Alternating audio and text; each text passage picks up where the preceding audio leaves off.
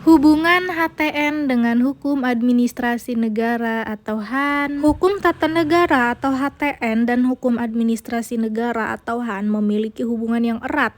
Keduanya sama-sama mengatur tentang negara, namun dari sudut pandang yang berbeda. HTN menetapkan dasar-dasar negara, struktur organisasi, dan lembaga-lembaga negara, sementara HAN mengatur bagaimana lembaga-lembaga negara tersebut menjalankan tugas dan fungsinya. Dengan kata lain, HTN adalah kerangka negara, sedangkan HAN adalah cara kerja negara. Sumber-sumber hukum administrasi negara terbagi menjadi dua. Yang pertama ada sumber hukum formil dan yang kedua ada sumber hukum material. Sumber hukum formil meliputi peraturan perundang-undangan, undang-undang dasar, undang-undang, peraturan pemerintah, dan lain-lain, kebiasaan, jurisprudensi, doktrin, dan traktat. Selanjutnya, sumber hukum material. Sumber hukum material meliputi faktor-faktor yang mempengaruhi pembentukan hukum seperti faktor historis, sosiologis, dan filosofis. Selanjutnya, kita akan membahas tentang sejarah hukum administrasi negara.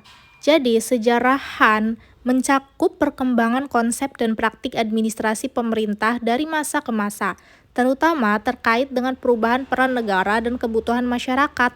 Awalnya, HAN menyatu dengan hukum tata negara, namun kemudian berkembang menjadi disiplin ilmu yang berdiri sendiri, terutama pada abad ke-19 dan ke-20. Seiring dengan munculnya konsep negara modern dan negara kesejahteraan. Selanjutnya, kita akan membahas tentang sejarah HAN dalam perkembangan awal abad ke-19 dan sebelumnya. HAN belum menjadi disiplin ilmu yang berdiri sendiri. Konsep dan praktik masih menyatu dengan HTN. Perkembangan HAN pada masa ini dipengaruhi oleh konsep negara yang terbatas pada fungsi menjaga keamanan atau negara malam. Revolusi industri mendorong perluasan tugas dan fungsi pemerintah yang juga berdampak pada perkembangan HAN. Selanjutnya, mulailah munculnya HAN sebagai disiplin ilmu, terjadi pada abad ke-20.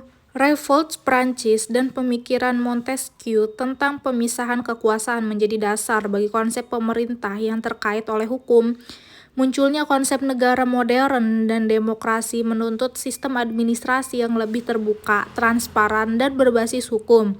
Tuntutan negara hukum modern, welfare state, yang mengutamakan kesejahteraan rakyat, mendorong perkembangan HAN sebagai alat untuk mencapai tujuan tersebut. Tokoh seperti Van Vollenhoven dengan teori residunya membagi lapangan hukum menjadi hukum tata negara, hukum perdata, hukum pidana, dan hukum administrasi negara. Pada abad ke-20-an berkembang pesat ditandai dengan munculnya berbagai karya ilmiah dan pemikiran tentang administrasi publik seperti karya Leonard Dewey, Frederick Taylor, Henry Fayol, dan Max Weber.